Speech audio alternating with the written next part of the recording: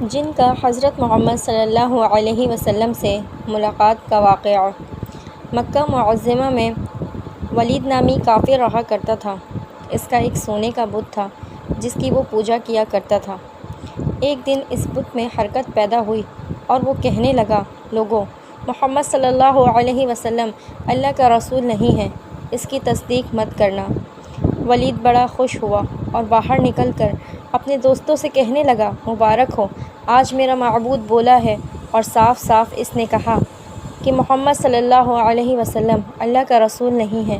یہ سن کر لوگ اس کے گھر آئے اور دیکھا کہ واقعی اس کا بت یہ جملے دہرا رہا ہے۔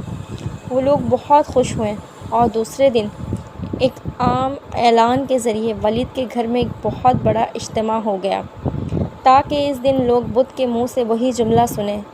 اس بڑے اجتماع میں ان لوگوں نے حضور صلی اللہ علیہ وسلم کو بھی دعوت دی تاکہ حضور صلی اللہ علیہ وسلم خود تشریف لا کر بت کے منہ سے وہی جملے سنیں۔ چنانچہ حضور صلی اللہ علیہ وسلم بھی تشریف لائے۔ جب نبی کریم صلی اللہ علیہ وسلم تشریف لائے تو بت بول اٹھا، اے لوگو، خوب جان لو کہ محمد صلی اللہ علیہ وسلم اللہ کے سچے رسول ہیں۔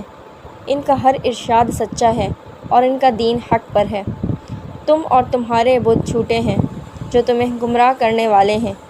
اگر تم اس سچے رسول پر ایمان نہ لاؤ گے تو جہنم میں جاؤ گے۔ پس عقل مندی سے کام لو اور سچے رسول صلی اللہ علیہ وسلم کی غلامی اختیار کر لو۔ بت کی یہ باتیں سن کر ولید بڑا گھبرایا اور اپنے معبود کو پکڑ کر زمین پر دے مارا اور اس کے ٹکڑے ٹکڑے کر دیے۔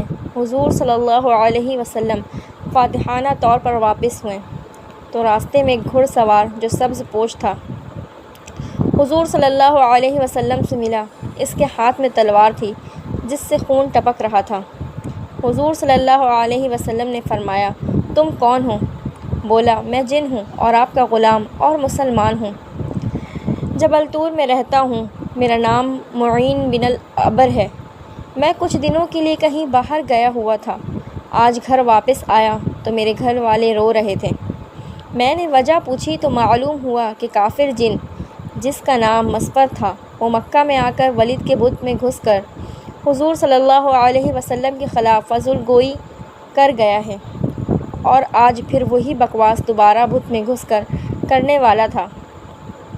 اس سے پہلے وہ آپ کے متعلق بکواس کرتا، یا رسول اللہ صلی اللہ علیہ وسلم، مجھے سخت غصہ آیا۔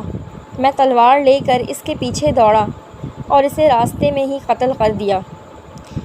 پھر میں خود ولید کے بت میں گھس گیا اور اب جو کچھ کہا میں نے حضور صلی اللہ علیہ وسلم نے اور جو کچھ میں نے کہا وہ میں نے کہا تھا۔